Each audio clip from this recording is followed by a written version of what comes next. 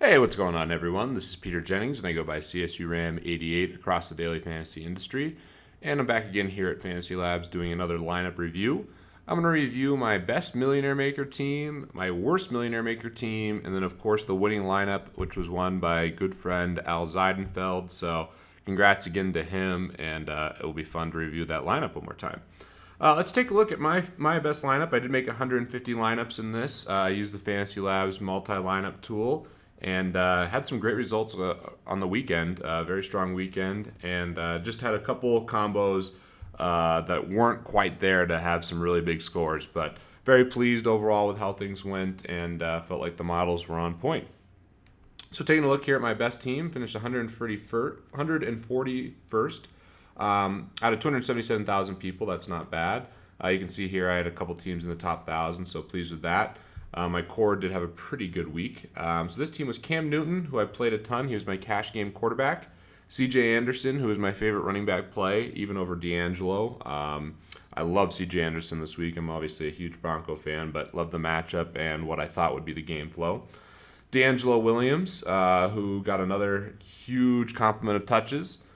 Kelvin Benjamin, who I stacked with Cam Newton. That was really the duo that kind of bailed me out this weekend. Will Fuller, who was in my cash games. Marvin Jones, who was also in my cash games. Delaney Walker, Travis Benjamin, and the Pats D. The biggest disappointment for me on the weekend is I originally had a ton of Travis Benjamin. He rated really well in the FantasyLabs models as well. And I started getting off him a little bit to fit in studs. And I pivoted down to Virgil Green and cash at tight end a lot. And I was a little disappointed that I didn't stick with him because he obviously had a great game. But a pretty solid team here. All these guys were relatively chalk. All these guys I had exposure to in cash. You can see on even this team, I had a lot of the same guys. TJ Yeldon was my other cash game play. So I went without D'Angelo and without without D'Angelo and without Travis Benjamin and some of my cash game teams. And that was the only downside. That was the one, I wouldn't say mistake, but just kind of how rosters ended up going. I said I was also going to review my worst lineup, so let's scroll down here. You can see a lot of lineups. I did put in 150. So the Stone Cold worst lineup.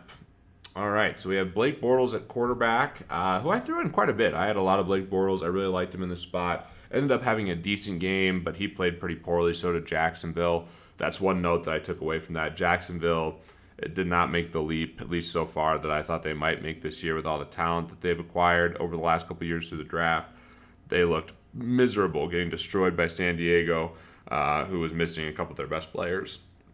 Mark Ingram at running back, I used him a little bit, not a ton. Yeldon I used a lot. Michael Floyd. A.J. Green was one of my favorite tournament plays, and he had an abysmal game. A.J. Green, Antonio Brown, even Odell Beckham, all kind of disappointing this week. Tyrell Williams, I played him more in tournaments at the end than I played Benjamin, I believe, which ended up being a mistake. I did that for ownership reasons, and they're both still pretty heavily owned. Julius Thomas at the tight end, C.J. Anderson, and then the Raiders defense. I actually like the Raiders defense a good bit for the price, and they put up a -1. So some bad teams here, but just scrolling through, you can see I had quite a few teams cash. Let's see, the minimum cash here, or the minimum place to cash is 81,475th place. So if we scroll through here, this team right here, all the way up, these teams all cashed in the Millionaire Maker, which I'm pretty pleased with, and definitely was happy making a lot of lineups on FantasyLabs. And we're actually going to be making some improvements to the lineup builder as well, which I'm very excited about. All right, so for the fun part here, let's review Al Smizzle's team, which was absolutely awesome. Was sweating with him. I'm actually in a group chat with him, and the one thing that he's talked about a lot is that he actually switched to Stephon Diggs from Eddie Lacy. But let's look at his team. He had Cam Newton, LeGarrette Blount, David Johnson, Kelvin Benjamin, Travis Benjamin. His favorite quote is, "It's all about the Benjamins." So for this week, and that turned out to be very true, and he won quite a few Benjamins with the Benjamin combo. Marvin Jones, Antonio Gates, Stephon Diggs, and Broncos D. It makes me very happy that Broncos D came through for him. But a beautiful constructed team and a pretty chalky team for the most part.